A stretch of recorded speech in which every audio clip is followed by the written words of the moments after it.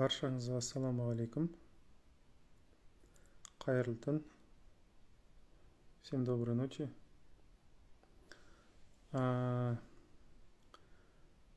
Хочу кое-чем поделиться.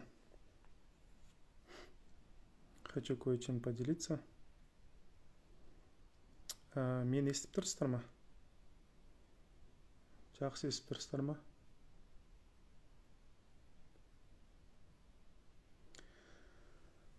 Эфир қысқаша болады. Он будет коротким. Там, максимум, может, 10-15 минут. Максимум. Почему именно сегодня ночью? В надежде на то, что сегодня Қадыр түн. Иншаллах. Бүгін Қадыр түн деп үміттенемін.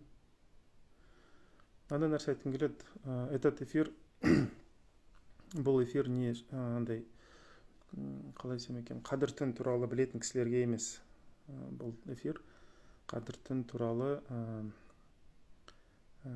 кейбір нәрселерді әлі оқып зерттемеген кісілерге арналған эфир. Данный эфир не для тех, кто уже знает, что такое Қадыр түн, и не для тех, кто уже изучал тематику Қадыр түн. Сегодня хотелось бы кое-чем поделиться. Эфир негізі тілде болады, на двух языках будет эфир. Очень одной важной вещью.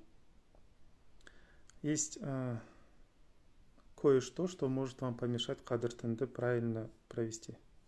Адамға Қадыр түнді дұрыс өткізуге кедергі болатын бір нәрсе бар. Сол туралы айтқым келеді. Не үшін? Қадыр түнді біраз жеңіл өткізу үшін, чтобы людям было легче провести Қадыр түн. Я немного нервничаю, если честно. Біраз қобалжып тұрмын. Давно уже на прямой эфир, оказывается, не выходил. Мынандай мәселе. Есть Аллах, да? Алла бар, но есть его законы. Алланың заңдары бар. Алланың өзі бар, Алланың әмірі бар, оның заңдары бар. В обычной жизни, жай қарапайым өмірде, мы с Аллахом общаемся через его законы. Қарапайым өмірде біз Алламен сөйлескенде оның заңдары арқылы сөйлесеміз. Ол не деген сөз? Что это значит? Мысалы, хадистерде, Құран аяттарында Алла Тағала айтады: маған жақындаған келсе, мынандай шарттар бар дейді. Мысалы, Құран оқы, ғибадатын жаса, тәубеңді жаса, туыстарыңмен, ата-анаңмен жақсы аралас, күнәлар жасама деген секілді сондай шарттар бар, да? В обычной жизни есть условия, которые Аллах Тағала через аяты Корана и хадисы нам говорит. Если хочешь со мной общаться, вот такие условия есть. Там, не греши, общайся с родственниками, не порывай родственные связи, читай Коран, там, делай свои поклонения. И вот такие условия, да? Аллах Тағала ставит такие условия. И көп адам сол шарттарды дұрыс орындамайды. Многие люди эти условия не исполняют должным образом. И возникает две проблемы. Адамдар Алла жазған заңдылықтарды орындамағандықтан екі түрлі проблема ортаға шығады. Первая проблема, бірінші проблема ол мынандай. Алла Тағала туралы жаман ойлайды. Алла Тағала туралы жаман ойлайды. Вторая проблема, Алла Тағала жақындай алмайды. То есть первая проблема, если он плохо думает о Всевышнем, вторая проблема, не может приблизиться ко Всевышнему. Что это значит на практике теперь? Более проще так скажу. Вот представьте, есть президент. Есть президент, и вы хотите президенту какую-то мысль сказать. И что надо сделать? Надо пройти через его канцелярию. Через его помощников, чтобы быть допущенным к разговору с президентом. Яғни мысалы сіздер президентпен сөйлескілеріңіз келсе, президентке тікелей бара алмайсыздар ғой. Оның көмекшілері бар, оның аппараты бар, оның қызметкерлері бар деген секілді. Сол кісілерден өтсеңіз ғана президентпен сізге сөйлесуге болады. Дұрыс па? Поэтому в обычной жизни вы с президентом разговариваете только если исполняете условия, при которых можно вас допустить к президенту. Қарапайым өмірде президентпен сөйлесу үшін оның қойған жаңа заңдылықтар бар ғой, менімен сөйлескің келсе мынандай шарттардан, жаңа аппараттан, қызметкерлерінен өтуің керексің деген. Соларды орындамасаңыз президентке кіре алмайсыз, сөйлесе алмайсыз. Вот. И мынандай нәрсе ойлайық. Вот представим такую вещь, что президент на самом деле очень добрый. Президент, например, очень добрый. Он хотел бы с вами поговорить. Но чтобы и вы смогли с ним поговорить, вы должны условия эти как бы выполнить. Но если условия не выполните, даже если президент будет очень добрым, вас к нему не подпустят. Понимаете? Мысалы, президент өте андай мейірімді адам деп ойлайық, мысалы. Сізбен сөйлескісі келеді. Бірақ президентке өте алу үшін сіздер сол шарттарды орындауыңыз керексіздер. Оның қызметкерлер қойған шарттарды орындауыңыз керек. Мысалы, дресс-код секілді дұрыс киінуіңіз керексіздер. Мысалы, таза аяқ киіммен баруыңыз керексіздер деген секілді. То есть вы даже просто должны дресс-код, допустим, как бы условия выполнить, чтобы с президентом поговорить, да? Бірақ егер ол шарттарды орындамасаңыздар, онда президентпен отырып сөйлесе алмайсыздар. Сізді өткізбейді ол жерге. Сондай шарттар бар. Алайда президент өте мейірімді сізбен сөйлескісі келеді, мысалы. Бірақ оған өту үшін шарттар бар деген секілді. Өйткені ойлаңызшы, әркімді өткізе берсе, мысалы, болмайды ғой, иә? Сондықтан шарттарды орындаған кісілерді ғана өткізеді, да, президентке. Если каждый будет, допустим, ломиться к президенту, так нельзя. Надо допускать только тех, кто как бы исполняет условия. Например, то же самое, допустим, представьте, вы какой-то той делаете, какой-то праздник. Вы же каждого туда не запустите. Вы же определенные условия ставите, чтобы человек хорошо оделся, там, я не знаю, пришел в назначенное время, допустим, имел какие-то отношения с вами, допустим, близкие, да? Мысалы, той жасасаңыз да солай ғой, әркімді көшеден ала бермейсіздер ғой. Сіздерге жақын адамдарды, сізбен араласатын сондай адамдарды, мысалы, дұрыс киініп келу керек, мысалы, тойға келу деген секілді. Әркімді ала бермейсіз, мысалы. Сол секілді, и точно так же есть определенные условия в общении со Всевышним. Алла тағаламен сөйлескенде де белгілі бір шарттар бар. Күнә жасама, жақсы амал жаса деген секілді. Енді көп адам сол шарттар жасамағандықтан Алла тағаламен сөйлесе алмайды. Многие люди, поскольку не исполняют эти условия общения со Всевышним, если можно сказать, у них не получается поговорить со Всевышним. И как это происходит? Это происходит в нашей голове. Ол қалай жүреді? Біздің басымызда, миымызда жүреді, психикамызда жүреді. Ол қандай? Мысалы, мен күнә жасадым. Допустим. Биыл, мысалы, күнә жасадым. Үлкен бір күнә дейік, мысалы, да?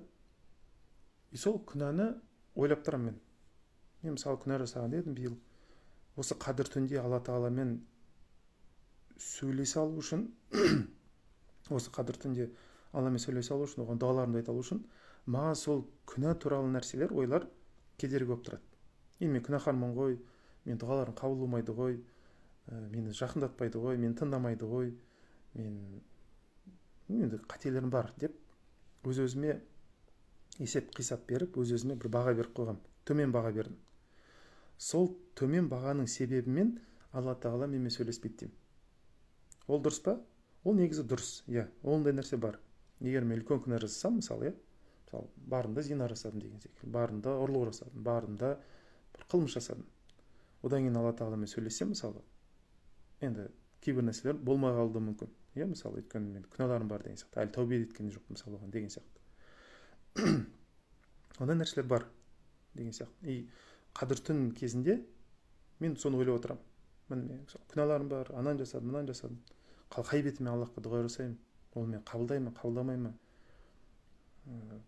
Ну, скорее всего, қабылдамайды деген сияқты. То есть, допустим, я вот согрешил в этом году, очень большой грех сделал, не знаю, там, прелюбодеяние сделал, своровал что-то, не знаю, там, какое-то преступление сделал, да? И, соответственно, я как думаю, я в Кадр Тан, ночь перед определением, сижу, хочу сделать дуа, но про себя думаю, ну я же грешник, я вот плохо поступил, этот год у меня вышел не очень, я неправильно прожил его, еще и теперь с таким бесстыжим лицом сижу перед Всевышним и что-то там прошу. Ну как так? Разве так можно? То есть я сам себе какую-то низкую самооценку дал, да? И из-за этой самооценки, не могу поговорить со Всевышним. Я плохой человек. яғни адам өз-өзіне сондай бір шектеу қойып қояды. В обычной жизни, жай өмірде ол рас, ол нәрсе бар. В обычной жизни, да, действительно, мы должны себя оценивать, и мы должны, как бы сказать, сами себе какой-то порядок наводить. Должны говорить, вот, надо вот так делать, вот так вот делать. Об обязанности думать, о грехах думать, да. Мы должны это делать в обычной жизни. Жай өмірде біз міндеттерімізді, жасаған күнәларымызды ойда сақтауымыз керекпіз. Бұл өте маңызды. Бірақ қадір түніне келгенде бір ерекшеліктер бар. Есть определенные условия, определенные исключения касательно ночи предопределения. Қадір түнінде мына шарттардың көбісі кетеді. Көбісі десе, енді барлығы деп айтқым келмейді енді, бірақ көп шарттар кетеді. Мысалы, былайша айтқан уақытта президент халыққа шартсыз шығады ғой, мысалы.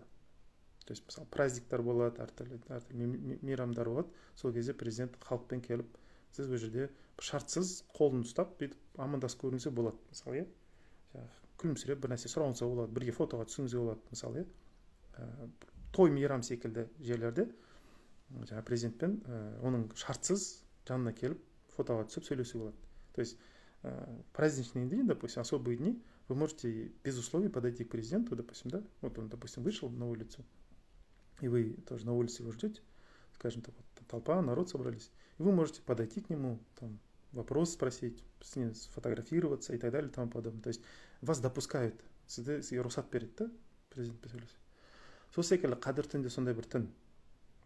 Қадір түнде шарттар тоқтатылатын түн. Ночь предопределения, она такая, здесь условия, скажем так, ставятся на паузу, если можно так сказать. Даже если вы большие грехи сделали, қатты үлкен күнә жасасаңыздар да, даже если вы считаете, вы очень сильный грешник, қатты өзіңіз күнәһар санасаңыз да, қатты өзіңіз төмен адам санасаңыз да, енді мен кешіріңіз мынандай сөз айтайын, бірақ андай айтады ғой, мә сен адам өз-өзіне, бізде қазақта сондай нәрсе бар, бір нәрсе болса өзін малмен теңестіріп кетеді да, мысалы өзін жамандаса, қазақ халқы өте қатты жамандайды, мә бір не деген бір мал едім, хайуан едім деген секілді. Сондай бір неміз бар да, біз андай бір жамандасақ өзіміз қатты жамандап кетеміз. То есть, если что хочу сказать, у нас есть такое, мы если начинаем, как бы, я, конечно, в первую очередь здесь это своему народу говорю, казахскому народу, если мы начинаем себя гнобить, начинаем себя как-то опускать, мы очень сильно опускаем. Прям начинаем себя сравнивать вот с самыми низкими видами там, животных, там, вот ты, короче, как ты можешь, как ты там, ты такой грех сделал, то все, ты вообще не человек, ты там, то все. Мы очень сильно себя начинаем прям хлыстать, очень сильно начинаем себя наказывать прям словами, мыслями, да. Вот все, что вы о себе думаете, өзіңіз туралы ойлайтын барлық нәрселерді, өте төмен нәрселерді, өте кір нәрселерді, мен жаман адаммын деген нәрселерді қадір түнде тоқтатыңыз. В ночь предопределения, в ночь қадір, да, қадір, все, что вы низкое о себе думаете, все, что вы думаете, то, что я грешник, я плохой, то все, мои молитвы не будут приняты, дуаларым қабыл болмайды, все вот это сегодня ночью выключите. Сегодня ночью на паузу ставите и полностью разговариваете со Всевышним, как будто у вас вообще ни одного греха нету. Еще раз скажу. Разговаривайте со Всевышним, как будто у вас ни одного греха нету. Или былай айтайын, мысалы, еш күнәңіз жоқ секілді Алламен сөйлесіп көріңіз бүгін. Еш күнәңіз жоқ, күнәларыңызды паузаға тоқтатып қойыңыз, күнәларыңыз туралы ойларды да тоқтатып қойыңыз. Еш күнәңіз жоқ секілді Аллахпен бір сөйлесіп көріңіз. Бұл өте маңызды. Даже басқа бір мысалы келтірейін. Ойлаңызшы, мысалы сіздер қазір өліп баратсыздар. Міне осы бүгінгі түн, соңғы түн. Мен қазір ойлаймын, таң атысымен мен қайтыс боламын.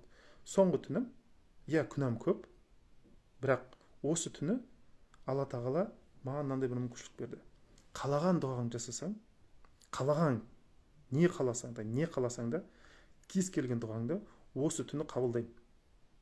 Осы сен соңғы түнің, осы түні қандай дұға жасасаң да, кез келген дұғаны қабылдаймын. Я сен күнә жасадың, анау жасадың, мен оның барын білемін, бірақ сен осы түні не дұға жасасаң да, күнәларыңа да қарамай, қателеріңе де қарамай, кез келген дұғанды осы түнде қабылдаймын. Бұл сенің соңғы түнің десе, не дер едіңіздер? То есть представьте Всевышний вам говорит: да, я знаю, что ты согрешил. У тебя есть грехи, у тебя есть ошибки, я это прекрасно знаю. Я лучше тебя знаю, насколько ты грешен передо мной, насколько ты сильно упал. Но представь, сегодня ночью, вот это последняя твоя ночь, вот сегодня ночью с восходом солнца ты умрешь. И вот это последняя твоя ночь, и в эту ночь я приму любую твою молитву, любую абсолютно молитву, несмотря на то, что ты согрешил. Несмотря на твой самый низкий, худший грех, несмотря на всю твою жизнь, я именно сегодня ночью приму любую твою молитву, любую, абсолютно любую твою молитву.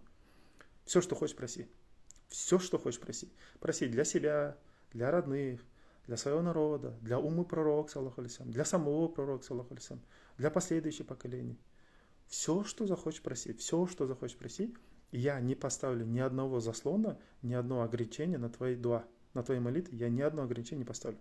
Мысалы, алла тағала сіздерге айтса, осы түні кез келген дұғаны жаса, өзің үшін сұрайсың ба, жақындарың үшін сұрайсың ба, пайғамбар саллаллаху алейхи үммет үшін сұрайсың ба, пайғамбар саллаллаху алейхи үшін сұрайсың ба, білмеймін, адамзат үшін сұрайсың ба, келешек болашақ андай ұрпақтар үшін сұрайсың ба, өтіп кеткен ұрпақтар үшін сұрайсың ба, не сұрасаң да мен ешбір шектеу қоймай кез келген сұраған нәрсені қабылдаймын десе, если вот так вот скажет, что бы вы попросили, не сұрар едіңіздер Аллахтан. Вот бүгінгі түнді сондай деп біліңіздер, жарай ма? Сондай настроймен, сондай психикалық, то есть с таким психологическим настроем попробуйте провести эту ночь. Жарай ма?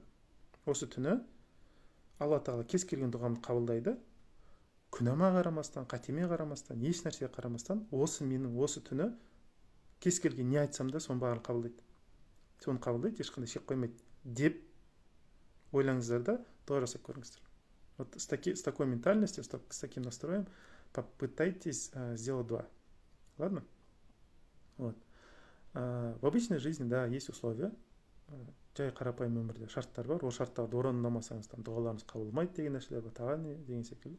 Но именно қадір түнде ол шарттарды паузаға қойып қойыңыздар да осы түні кез келген нәрсені сұраңыздар. То есть в обычной жизни есть условия. Если эти условия вы не придерживаетесь, то ваши дуа могут быть, допустим, недопустимы, не приняты. Но в ночь перед определением на паузу поставьте все это и просите все, что хотите. Okay? И многие люди думают, что Аллах Та'аля их не любит. Но они ошибаются. Почему? Потому что вот представьте, Всевышний, он милостив, но его законы не милостивы. Как это можно сказать? Алла Тағала өзі мейірімді, бірақ Алланың заңдары мейірімді емес. Ол қалай? Мысалы, кішкентай бала терезені ашты, 9 этаждың баласы, 9 этажда тұратын бала, терезені ашты, терезеден секіріп кетті. Кішкентай бала, 1-2 жаста мысалы, Алла сақтасын, секірді, өліп қалды. Бұл жерде Алла Тағала мейірімді ме? Иә, Алла мейірімді. Бірақ оның заңдары, жер тартыс күші бар ғой, ол мейірімсіз, ол кешірмейді. Ол алады да баланы өлтіре салады. То есть, если ребенок живет на 9 этаже, открыл окно и спрыгнул, допустим, ребенку может год-два, да, Аллах сақтасын. Гравитация его простит, не простит его гравитация, она его убьет просто. Он просто упадет и умрет. Всевышней милости, да, Всевышней милости, но его законы не такие. Его законы четко работают на любого человека. Он Алланың заңдары кез келген адаммен жұмыс істейді, ешқандай исключение жасамай, ешқандай уақытта бөліп қарамайды. И что надо сделать человеку? Он должен ставить решетку на окна. То есть адам тор қою керек терезесіне, балаларын сақтау керек, балалардың жанын қарау керек деген секілді. То есть есть условия, которые человек должен придерживаться, адам ұстану керек, шарттар бар. Онсыз болмайды. Например, если сіздер мысалы машинаға отырыңыздар, мысалы көлікке отырыңыздар, жолға шықтыңыздар, майын ауыстырмадыңыздар, машина сынып қалды. Алла Тағала мен жол бермеді деп айтқан дұрыс болмайды да. Сізде майын орнын уақытылы ауыстырып тұру керек та, уақытылы көлікке қарау керек та. Көлікке қарамағандықтан сосын Аллахқа жала жапқан дұрыс емес. Аллах бермеді, алды да жаңа машинамен бәле берді, сынып та қалды, анау-мынау деген секілді жаман ойлаған дұрыс емес. Неправильно будет, если вы выехали на дорогу и вовремя не меняете масло в машине или там, не знаю, неправильно за ней ухаживаете, и вдруг она заглохнет, не работает. И потом говорит, что Всевышний вам что-то не дал, это неправильно будет, это будет несправедливо, это неправильно. Просто надо по законам Всевышнего действовать. По законам надо вовремя менять масло в машине. за ней ухаживать. Это же, даже если это железо, оно тоже ломается. Сондықтан көп адам Алланың жазған заңдарын орындамайды да, сосын ойлайды Алла тағала мейірімсіз деп, или Алла тағала бермейді деп. Жоқ, заңдары бойынша істесеңіз, барлығы болады. Он уайымдамаңыздар. Если вы по закону все будете делать, который Всевышний написал, все будет нормально. Сондықтан біліңіздер, Алла тағала мейірімді, Всевышний милостив. Ол сіздерге бергісі келеді, өйткені жомарт, бере алады. То есть Всевышний, он щедрый, он хочет вам давать, он милостивый. Но надо по законам делать. Надо по законам делать. Есть законы, их надо соблюдать. Это элементарное уважение ко Всевышнему. Алла тағаланы сыйласаңыздар, оның жазған заңдарын дұрыс қадағалаңыздар, дұрыс орнымен істеңіздер. Тере ме? Сондықтан көп сөз енді ұзартып жібердім. Сондықтан бүгін жасайтын бұл егер эфирдан нәтиже ретінде хотя бір адам болса да үміттеніп бір дұғасын жасап қалса, ол да қабыл болса, соның өзі маған жақсы бір сыйлық, иншаллах. Вот, поэтому хотя бы если один человек в течение этого эфира сделает такой дуа, и если это дуа будет принят, это уже для меня радость, иншаллах. Сол көп ұзатпайын, сәлесін шетін кісілер бар, дуаларыңыз жасаңыздар. Қадір түндеріңіз қабыл болсын. Спасибо за внимание. Пусть все ваши дуа будут приняты, иншаллах. Не ставьте сегодня ограничения. Өз-өзіңізді бүгін қысып бір шектеу қоймаңыздар. Дуаларыңызды иншаллах жасаңыздар. Сол, көп рахмет, аман болыңыздар. Ассаламу алейкум рахматуллахи ва баракатух. Берегите себя.